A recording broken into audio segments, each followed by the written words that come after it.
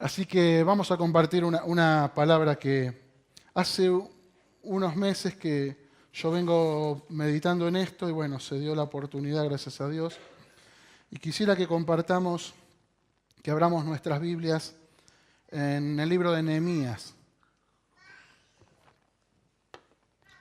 El domingo pasado a la tarde predicó el presbítero Héctor Minio, director de coro, y habló de algo parecido. Yo dije, bueno, es una confirmación, adelante, vamos a hablarlo para los hermanos de la mañana también, quizá con algunos matices diferentes. Pero vamos a leer el pasaje de Nehemías. Antes vamos a tener una palabra de oración. Padre, estamos aquí con hambre de tu palabra. Señor, queremos oír tu voz, queremos reflexionar acerca de lo que tu palabra nos enseña. Cancelamos toda obra del enemigo, toda artimaña del enemigo para distraernos.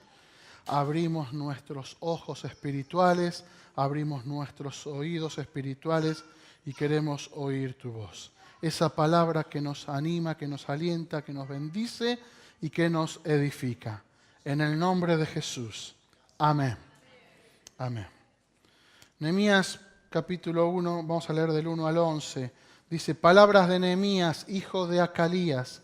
Aconteció en el mes de Quisleu, en el año 20, estando yo en Susa, capital del reino, que vino Hanani, uno de mis hermanos, con algunos varones de Judá.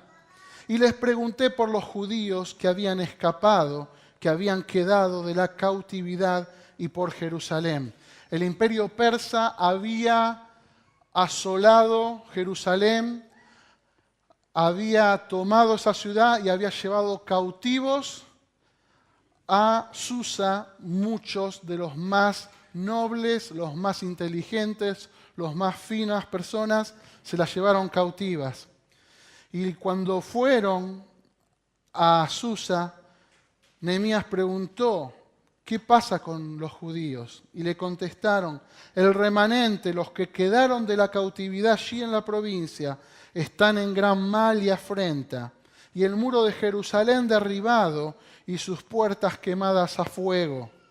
Cuando oí estas palabras, me senté y lloré, e hice duelo por algunos días, y ayuné y oré delante de Dios, del Dios de los cielos, y dije, te ruego, oh Jehová, Dios de los cielos, fuerte, grande y temible, que guarda el pacto y la misericordia a los que le aman y guardan sus mandamientos. Esté ahora atento tu oído y abierto tus ojos para oír la oración de tu siervo. Que hago ahora delante de ti, día y noche por los hijos de Israel, tus siervos, y confieso los pecados de los hijos de Israel que hemos cometido contra ti. Sí, yo y la casa de mi padre hemos pecado.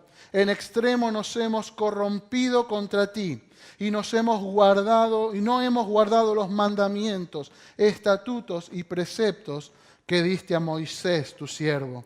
Acuérdate ahora de la palabra que diste a Moisés, tu siervo, diciendo, si vosotros pecareis, yo os dispersaré de los pueblos, pero si os volviereis a mí y guardareis mis mandamientos y los pusiereis por obra, aunque vuestra dispersión fuera hasta el extremo de los cielos, de allí os recogeré y os traeré al lugar que escogí para hacer habitar allí mi nombre. Ellos pues son tus siervos y tu pueblo, los cuales redimiste con tu gran poder y con tu mano poderosa. Te ruego, oh Jehová, esté ahora atento tu oído a la oración de tu siervo, a la oración de tus siervos y quienes desean reverenciar tu nombre. Concede ahora buen éxito a tu siervo y dale gracia delante de aquel varón, porque yo servía como copero al rey. Amén. Tremenda palabra, tremenda historia. El imperio persa en ese momento estaba gobernado por el rey Artajerjes. Y yo, leyendo un poquito de la historia del imperio persa, después me acordé, a mí me gusta mucho el cine, y en la película 300 aparece el rey Jerjes, que era hijo de Artajerjes. No sé si algunos la vieron, ¿sí? Ese grandote que tenía varitos por todos lados. Bueno, no sé si será así, pero esto es historia, hermanos. Esto pasó de verdad. No es un cuento, una fábula. Esto pasó de verdad. Y el rey Artajerjes tenía mucho poder y Nehemías estaba sirviendo como copero. No era un esclavo, estaba asalariado, porque era una persona de muy alto nivel. Ahora, ¿cuál era el problema que había en Jerusalén? Que cuando Nehemías lo escuchó dice que lloró. El problema era los muros derribados de la ciudad.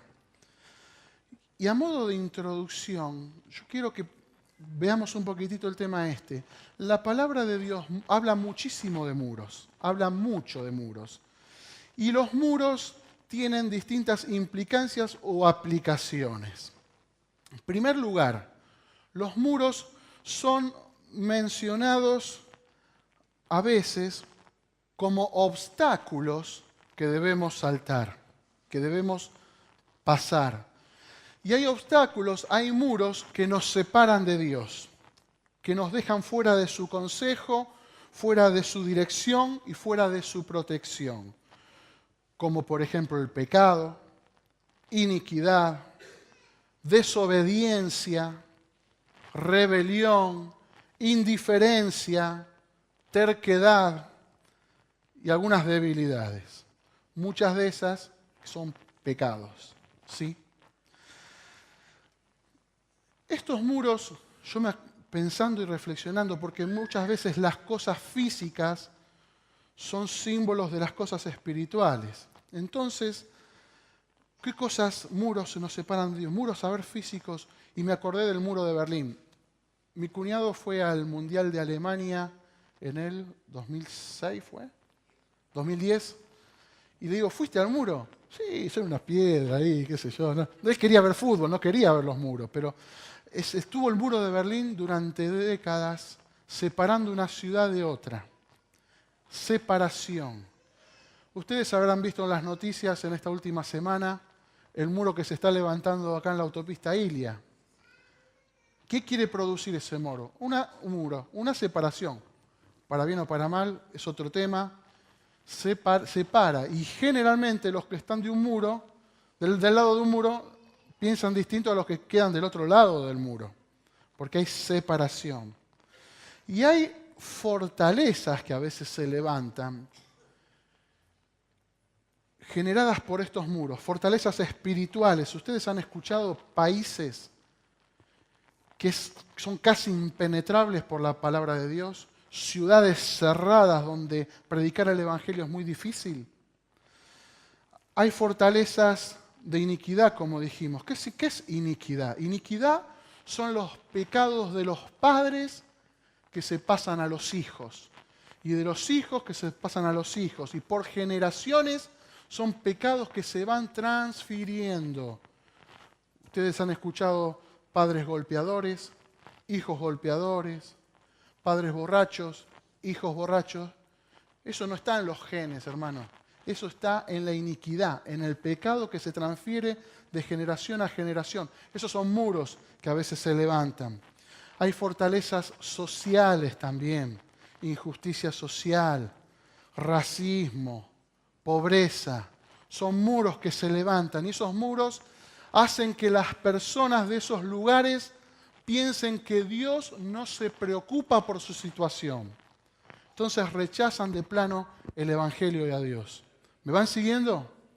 Esta es una aplicación recién. Podríamos hablar muchísimo, pero vamos a avanzar porque no es el punto. Yo los quiero poner en situación. Hay otros muros que son levantados en obediencia a Dios. Son muros que nos dan seguridad, que nos dan bendición, que nos dan gozo, pero con el tiempo, por sentirnos tan seguros en esos muros, comenzamos a ser infieles a nuestro compromiso con Dios, a nuestro llamado. Empezamos a confiar más en esos muros que en Dios mismo. Vayan pensando. Estos muros pueden ser religiosidad. Estos muros pueden ser estructuras humanas, tradiciones. Porque lo hicimos 2 o 3 veces y salió bien, esto es lo que hay que hacer siempre, y nos quedamos atados a esos muros, y esos muros, en vez de ser bendición, se empiezan a transformar en maldición. En vez de ser un lugar de protección, se empiezan a convertir en una cárcel. ¿Y saben lo que pasó en algunos casos que está en la Biblia? Esos muros que eran de protección, después de un tiempo, cuando un enemigo quería tomar una ciudad y esa ciudad era impenetrable, ¿qué hacían? Si iban contra el muro chocaban, y si iban contra el muro chocaban, la sitiaban. ¿Qué significa hacer sitio? Hacer campamento a una distancia de la ciudad y quedarse ahí. Y no dejaban entrar a nadie, no dejaban salir a nadie, no dejaban entrar comida, no dejaban entrar provisiones, no dejaban entrar agua. Y esos sitios podían durar meses, años. Y la ciudad que no tenía abastecimiento se empezaba a desesperar. Dice la palabra de Dios que en épocas de sitios los hombres se comían a sus bebés de la desesperación y las mujeres se comían la placenta de la matriz. Miren el punto de desesperación que llegaban. Ya no había más nada. Morían. Y lo único que hacían es entrar por las puertas y conquistaban la ciudad. Y hay otros muros, hermanos, que yo quiero hablar de estos muros. Y son los muros de protección que tenemos. Dios mismo como nuestro protector, rodeándonos, velando y actuando como un muro protector. Vamos a hacer un poquito de historia y nosotros con los chicos me ayudaron muchísimo porque yo soy bastante precario. Algunas fotos de muros. Ah, ¿ya las estaban poniendo? Bien. Las estuvieron viendo. Bien. ¿Cómo podrían entrar en él? Miren acá una cosita. Esto, hay un muro acá. ¿Ven que hay otro más atrás? Bueno, de eso vamos a hablar un poquito más adelante, porque por ahí pasa y me olvido. Muro y antemuro. ¿Qué significa eso? Una muralla alrededor de una ciudad representaba su protección. Sin ella la ciudad estaba expuesta a que cualquiera la pudiera invadir y pudiera entrar.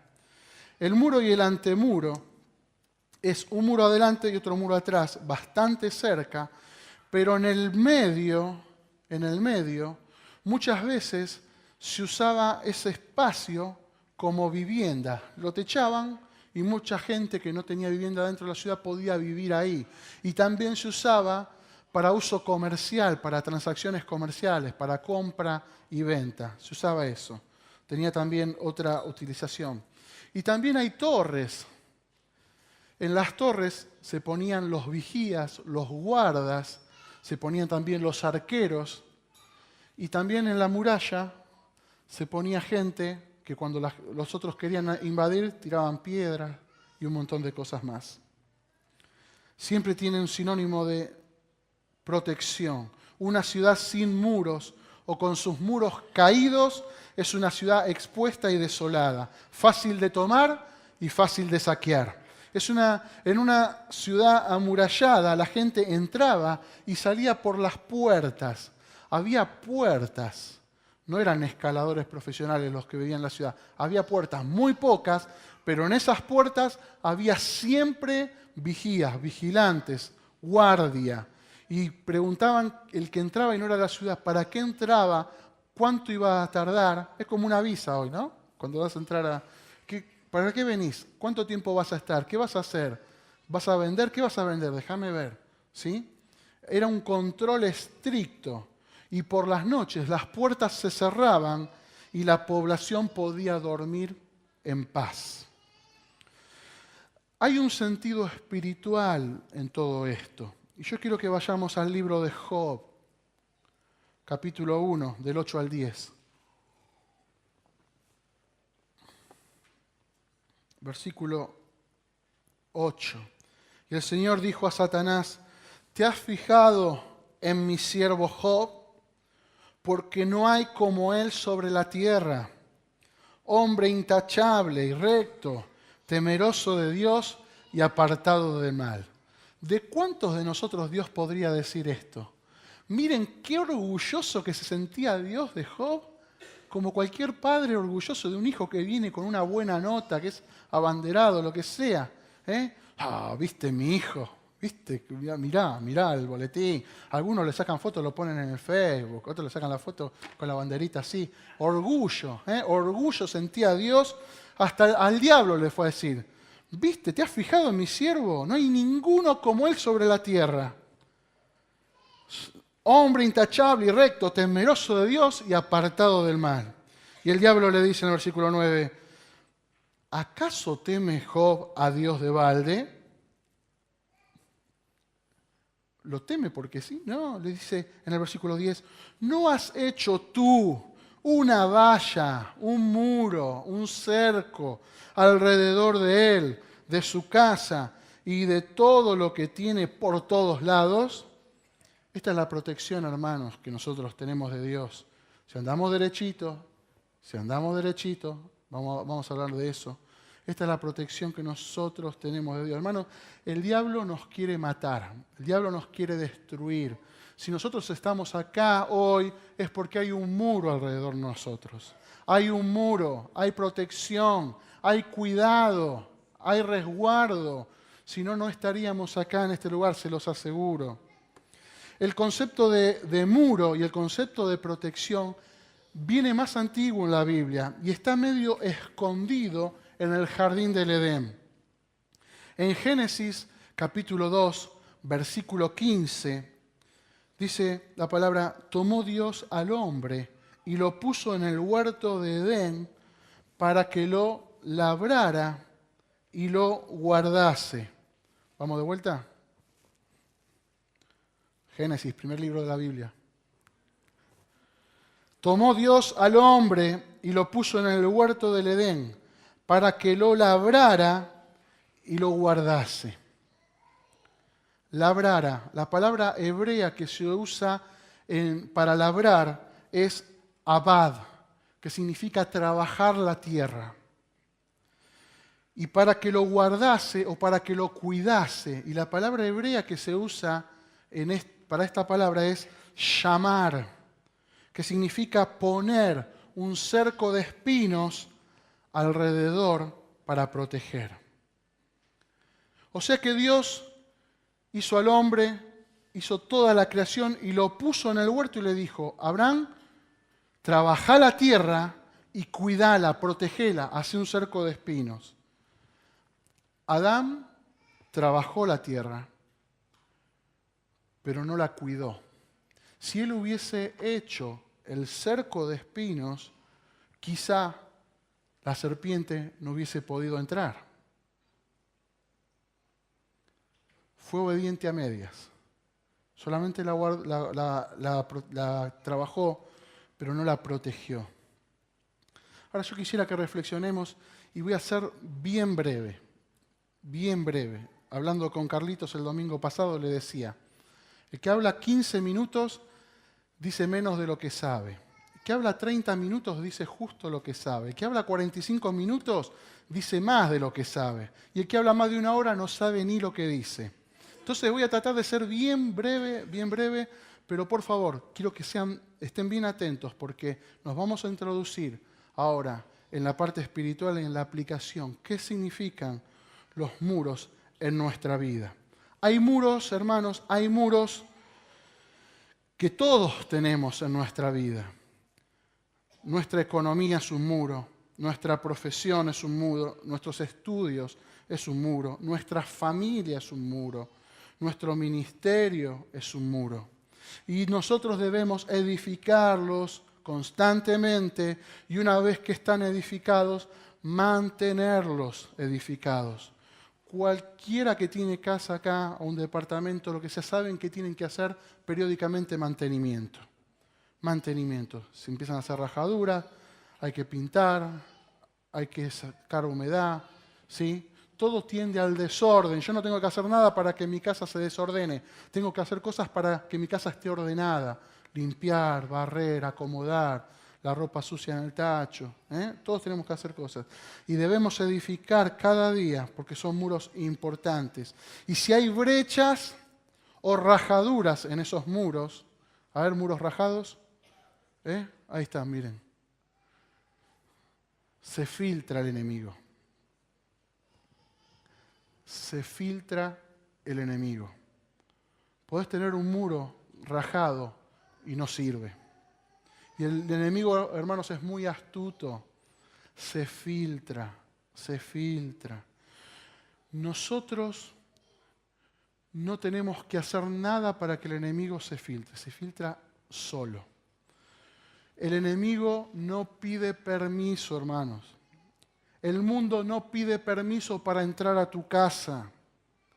El mundo no te pide permiso para entrar por la televisión y hablar lo que quiere y nosotros escuchando.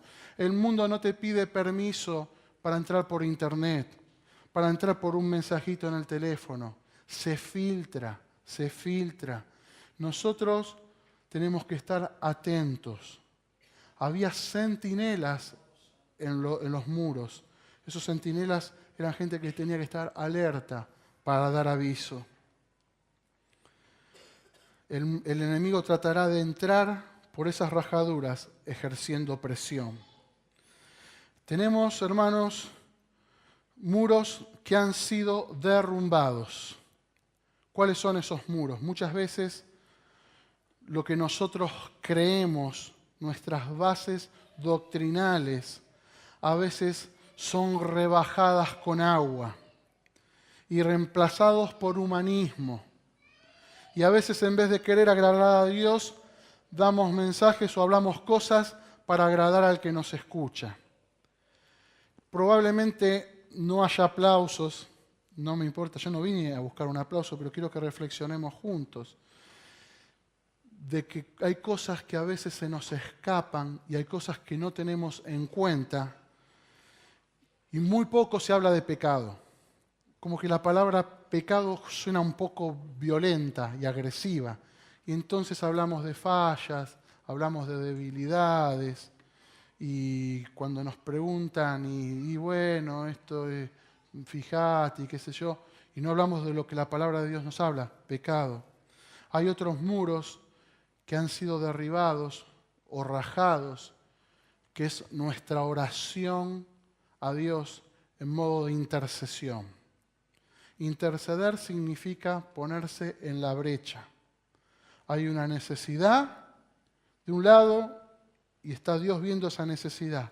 Yo plantándome en el medio y diciendo, Dios, te pido por este. Intercedo por ello, me pongo en el medio. Hermanos, cuando la iglesia intercede con fidelidad y fervor, se cumplen los deseos de Dios. Amén.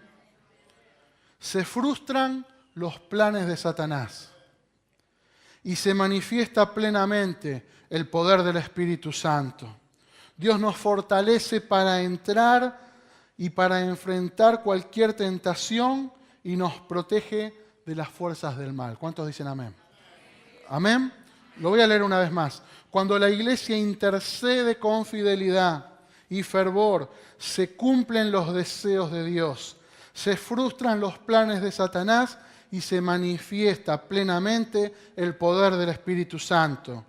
Dios nos fortalece para enfrentar cualquier tentación y nos protege de las fuerzas del mal. Hermanos, ¿qué está pasando que flaqueamos a veces en la intercesión? Le tiramos la pelota a los hermanos de oración. Oren. Yo recibo mensajitos del SOS y los paso. ¿Orás? ¿Quién va a orar por mis hijos? Yo tengo que orar. ¿Quién va a orar por tus hijos? Vos tenés que orar. ¿Quién va a orar por tu casa, por tu familia, por tu esposa? Sí, en la iglesia oramos, pero ¿quién se levanta la espada para pelear por eso? Vos. No te relajes en que otro esté orando por lo que vos tenés que orar. Miren, Nehemías fue a reconstruir los muros. Nehemías creía en un Dios poderoso y todos creemos en un Dios poderoso. No los podía levantar Dios, si es la ciudad de Dios, la ciudad santa de Jerusalén, que haga un milagro espléndido, levanta los muros, mete la gente y todos contentos. Dios no hizo nada que el hombre pudiera hacer. Dios no va a hacer nada que vos hagas. Por eso te dio capacidades, por eso te dio inteligencia, por eso te dio fuerza. Si vos lo podés hacer, Dios no lo va a hacer. Dios sí se especializa en lo imposible, en lo que nosotros no podemos hacer. ¿Amén? ¿Estoy siendo claro?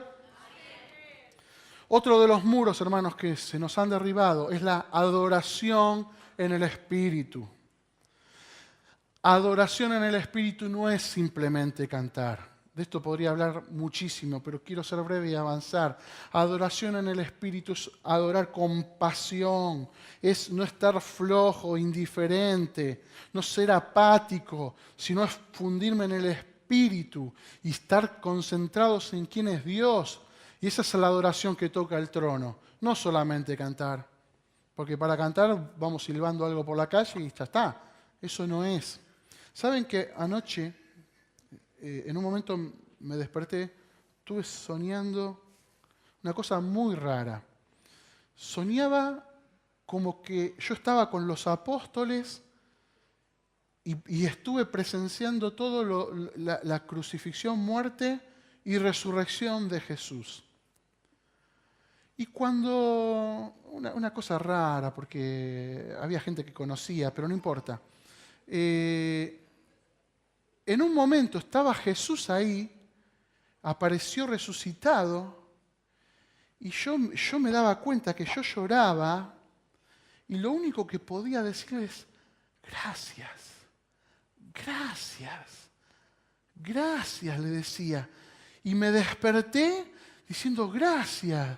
Y me senté en la cama y estaba conmovido por esto que había soñado. Yo no, la verdad que cuando duermo, Karina sabe, duermo, pero duermo, no escucho nada, me sumerjo en una cosa extraña, la almohada la dejo así chiquitita, duermo, pero esta vez soñé, por ahí porque yo estaría pensando en todo esto, pero yo realmente decía, gracias, gracias. Miren, eso yo lo sentí también como adoración. No estaba cantando, estaba diciendo solamente gracias, gracias, gracias, pero esas gracias que te salían de acá adentro, porque había vivido todo lo que había pasado, el sufrimiento de Jesús. Hermanos, retomemos estos muros de adoración. Otra cosa que se nos han ido escapando, se nos han ido derribando, se nos han ido entrando rajaduras. Lo dice la palabra de Dios en Apocalipsis 2, del 2 al 4. Le dice el Señor a la iglesia de Éfeso, yo conozco tus obras, conozco lo que trabajás, sos un fenómeno, cómo te movés, cómo trabajás, tu arduo trabajo, la paciencia que tenés y que no puedes soportar a los malos, sos bien recto. Tenés una buena doctrina. Has probado a los que dicen ser apóstoles y no lo son. Hasta tenés discernimiento. Los has hallado mentirosos. Y has sufrido. Yo sé, dice el Señor, yo sé que has sufrido por mi causa. Y has tenido paciencia. Y has trabajado arduamente por amor de mi nombre. Y has sido fiel, perseverante. Y no has desmayado. Ejemplo, perfecto, re lindo, pero dice, pero tengo algo contra ti. Has dejado tu primer amor. Sos un fenómeno, trabajás, laburás, sos celoso de mí, pero dejaste tu primer amor. ¿Te acordás cuando recién conociste a Dios? ¿Te acordás cuando recién te hablaron de Él? ¿Te acordás cuando empezaste a experimentar cosas con Él? ¿Te acordás cuando te encerrabas a orar, cuando lo buscabas y Él te hablaba y Él te mostraba cosas? ¿Lo perdiste? ¿Lo perdiste? ¿Dejaste el primer amor? muros derribados, muros rajados. Edificar los muros implica hacer cimientos firmes y estables, sacar el escombro, muchas veces cambiar la mentalidad. Restaurar significa no reparar. Restaurar significa volver a poner una cosa en su estado original. ¿Va de vuelta? Restaurar significa volver a poner una cosa en su estado original. Lo peor que nos puede pasar como sociedad es perder la moral. Lo peor que pasa cuando se pierden los valores, se pierde la moral. Y las personas son destruidas cuando las defensas morales caen. Miremos nuestra sociedad, hermanos, leyes que se aprueban, que permiten cosas que antes se hacían a escondidas, ahora se pueden hacer públicas. No vamos a entrar en detalle, ustedes me entienden. La condición, y con esto termino, para ser restaurados es primero, hay dos condiciones, puede haber muchas más, pero yo quiero mencionar dos. Primero, reconocer dónde hemos fallado. Reconocer dónde hemos fallado. No podemos estar haciendo ole. Muchas veces, lo digo porque a mí me ha pasado, he escuchado mensajes y yo hacía ole, esto es para el de allá, esto es para el de allá, esto es para el de allá, ese que levanta la mano que es medio trucho, ese. Esto es para aquel. ¿Y vos? ¿Y yo? A veces hacemos cintura y cuando Dios nos habla no es para nosotros. Hermano, primera condición para restaurar es reconocer en dónde hemos fallado. ¿Fallaste en tu familia? Padres, somos nosotros los muros en nuestra casa. Somos nosotros los muros sobre nuestros hijos. Después no nos quejemos. Pero mi hijo parecía tan bueno y ahora está haciendo tal cosa o está allá. Vos sos responsable por tus hijos. Vos sos responsable por ese familiar que todavía no ha conocido al Señor. ¿Sos testimonio? ¿Sos testimonio? ¿Qué ven en vos? ¿Te quieren imitar? Hermano, nosotros somos responsables. Fijémonos en qué estamos fallando. Seamos sinceros. Y el segundo punto es confesar. Confesar, hermanos. La confesión muchas veces fue maltratada porque la asociamos mucho a la Iglesia Católica y nos olvidamos nosotros de confesar nuestros pecados. Creemos que porque Dios es bueno y nos perdona, solamente por venir a la iglesia y cantar y adorarle, ya está. ¿Cuánto tiempo nos tomamos en decir, Señor, perdóname, Señor, hice esto? Hablalo, declará el pecado. No digas, perdóname todos los pecados. No, Señor, yo soy esto, me cuesta esto, estoy fallando en esto, estoy haciendo mal esto. Declará, eso es confesión. La confesión te libera y te encamina al perdón directo de Dios.